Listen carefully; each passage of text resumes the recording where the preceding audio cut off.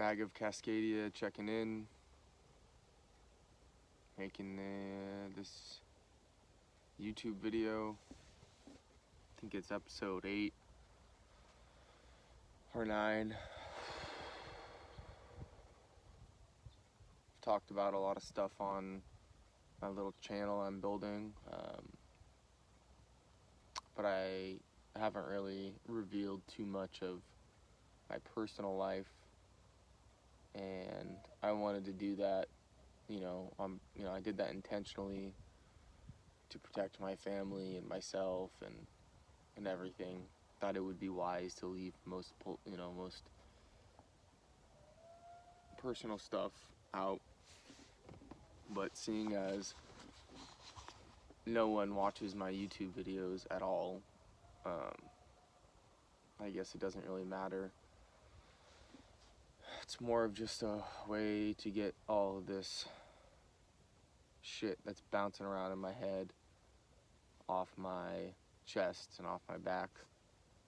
I'm the irrigation guy. I'm the manager of the irrigation systems of a pretty good sized cherry and apple farm, and so I spend most of my days for about 6 months out of the year by myself out in the orchard. I don't have a lot of people I can talk to about this kind of stuff. I don't have the time to really spend with a lot of friends, and if I am with my friends, it's, we're dudes, so we're not going to be sitting there talking about our feelings, and we're doing things, working, shooting, hunting, whatever, boxing. So this has become more of an outlet for my sanity, I guess. But I have been married for a couple years now, and my wife and I have a daughter. She's perfect. She's 2 and a little over half, and she's the most beautiful little girl I've ever seen in my life.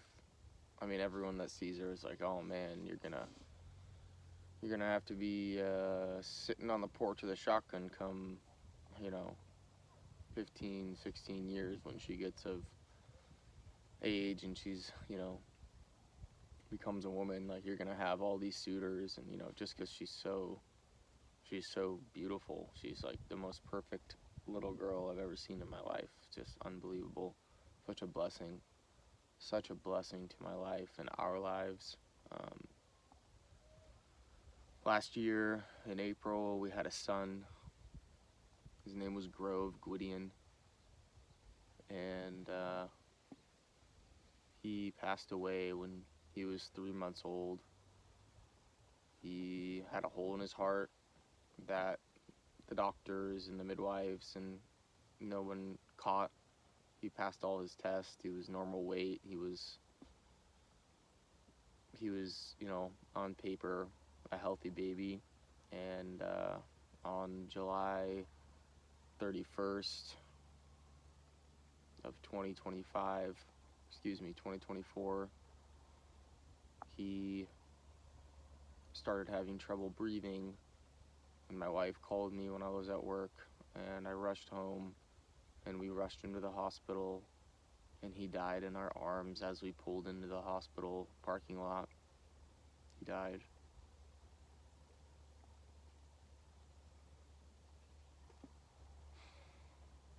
And all I've ever wanted my whole entire life was a son that I could teach, a son that I could love. I could teach him how to fight, how to be a man, how to live in honor, and to teach him all these things that my father didn't teach me.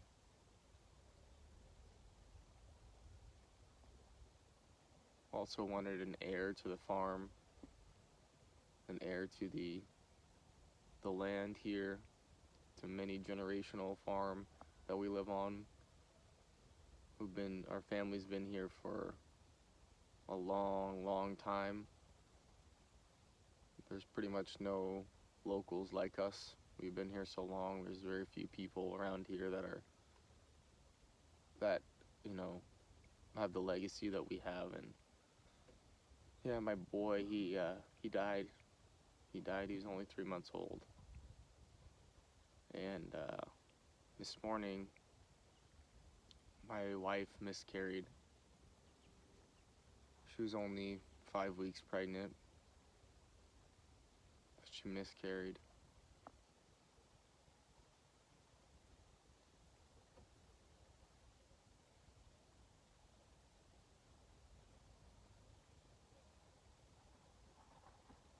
Trying to make sense of this world and this life. I mean, for ever since our son died, every day trying to make sense of the world around us. You know, I haven't been able to really make any sense of it. Everyone tells us, oh, this is God's plan. God has a plan for you. God loves you. But it doesn't really make any sense to me. I don't feel like he loves us. I don't feel like, you know, this is his plan or whatever.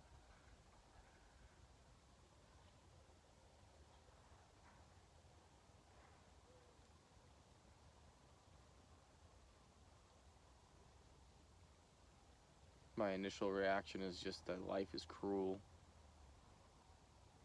And rain falls on the wicked and drought comes to the good. And I just can't make sense of this world. My wife doesn't deserve such suffering and sadness. She doesn't deserve it. My brother married a Mexican woman who is, you know, multiple personalities, narcissistic, just total loon. She's destroyed our family over the past, right after we lost our son, she just went on full attack mode, and my wife's a fierce woman, and so she clapped back. And, you know, at our lowest point in our lives, my sister-in-law is trying to take advantage of us and talk shit on us and stir up all these problems in our family. And my brother and her, they have a daughter. And as soon as our son passed away,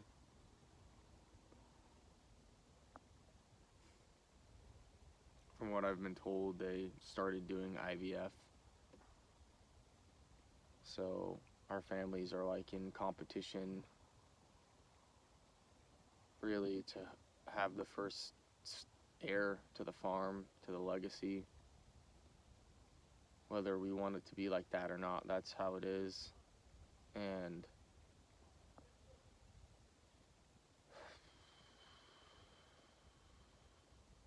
life's just gnarly. It's so gnarly. I have, you know, 10 hours of work ahead of me, a barn that I'm building, animals I have to look after. My truck needs to be fixed, my four-wheeler needs to be fixed, my wife's four-wheeler needs to be fixed, my three-wheeler is all fucked up. You know, I have all these things that I have to maintain and all this work to do for the farm.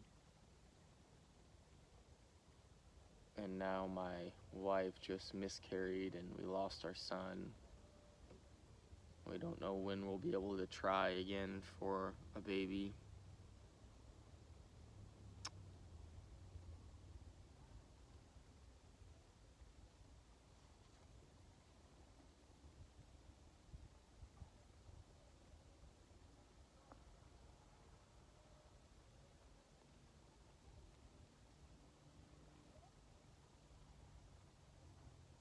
I guess I just thought I'd make a video because I have so much on my mind.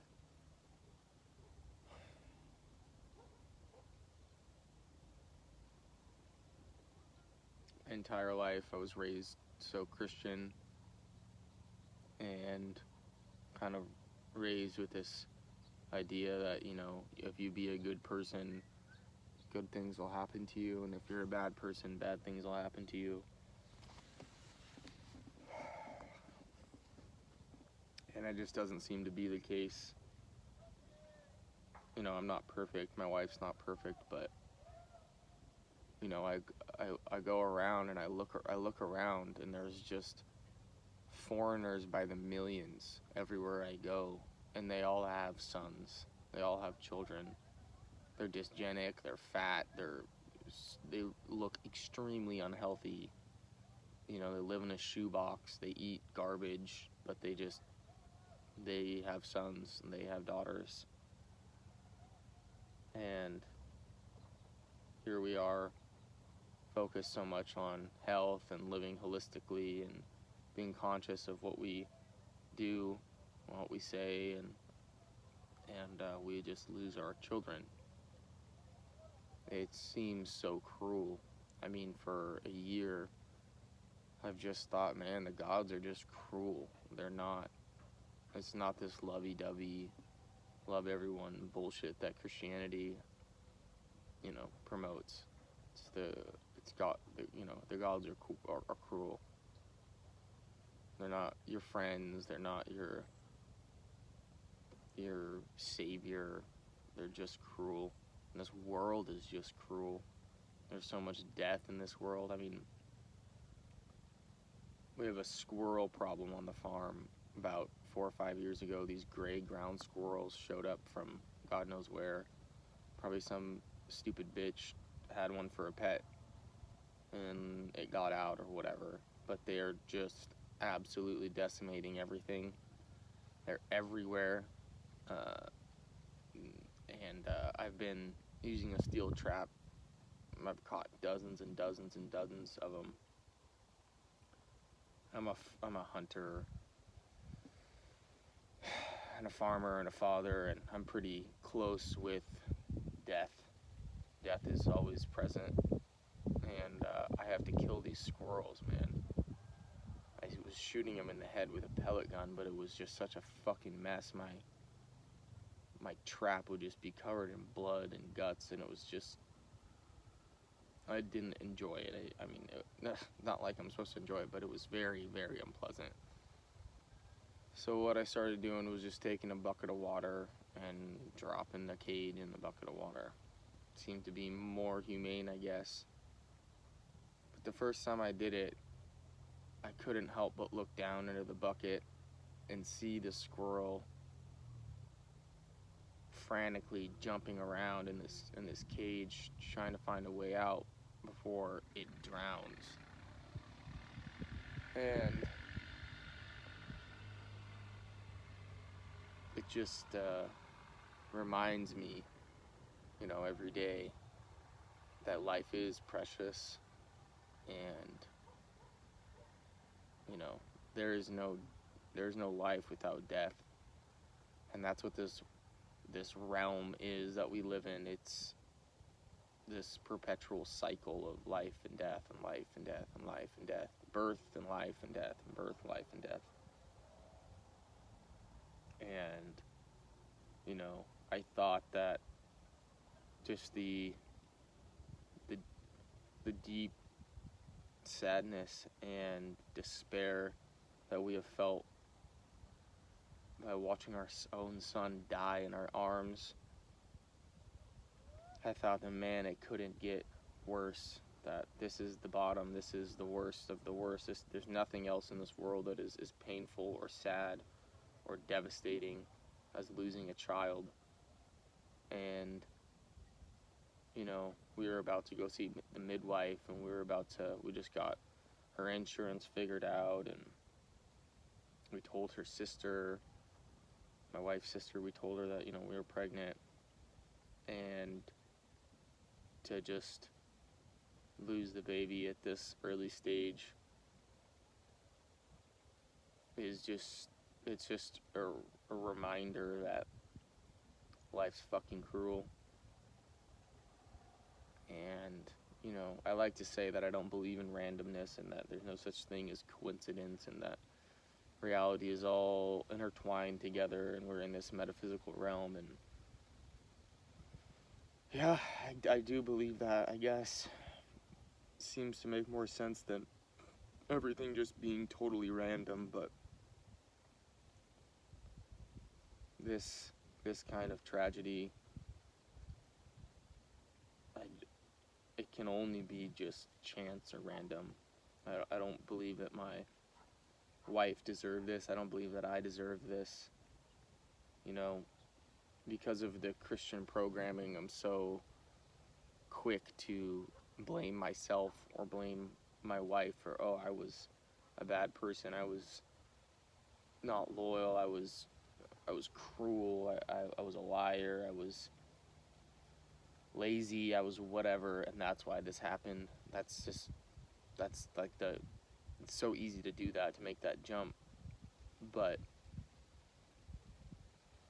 I refuse to believe that. I refuse to believe that we're cursed, and because that's what it feels like. It feels like a curse. It feels like a hex is on us, you know. But I refuse to believe this, and I think that we have to just have faith in the good, the true, the beautiful, that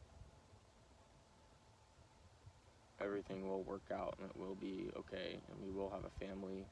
I mean, we already have a family, but more of a family. I mean, we want many children. That's our main goal. That's what we want out of this life. I don't want nightclubs and fast cars and vacations and nice things. Like, we don't want that. We just want a big family. We want a lot of children, and we want a sibling for our daughter.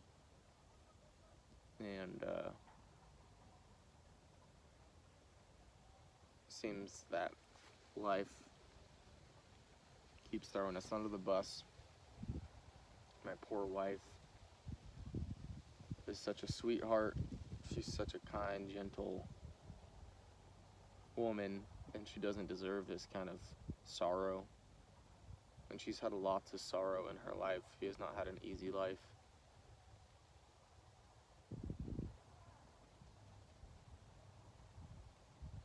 I struggle so much with blaming God and hating the gods for what they've seemingly inflicted on my family and my life. The first thing all these fucking boomer Christians, the first thing they said was, God has a plan. God has a plan. This is just part of his plan. You gotta trust him. And my initial reaction is, oh, this was his plan? Well, fuck him then. Fuck him. It's a bullshit plan. Oh, his plan was just for me to suffer and my wife to suffer and us to lose our son. Fuck that. I want nothing to do with that. You know, that's how I felt, and it's kind of how I still feel. You know.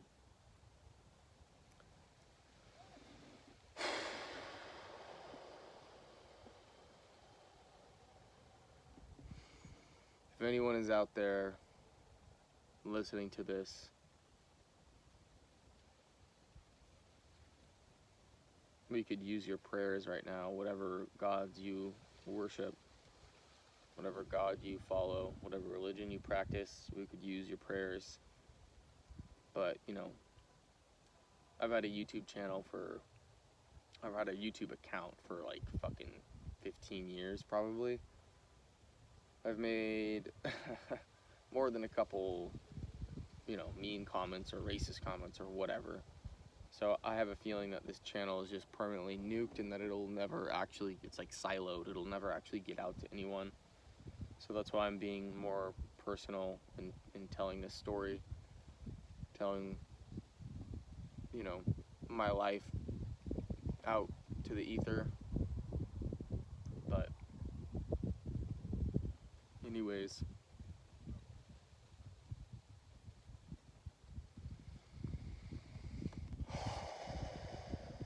hail the gods, hail our ancestors, hail our kin. It's Mag of Cascadia signing out.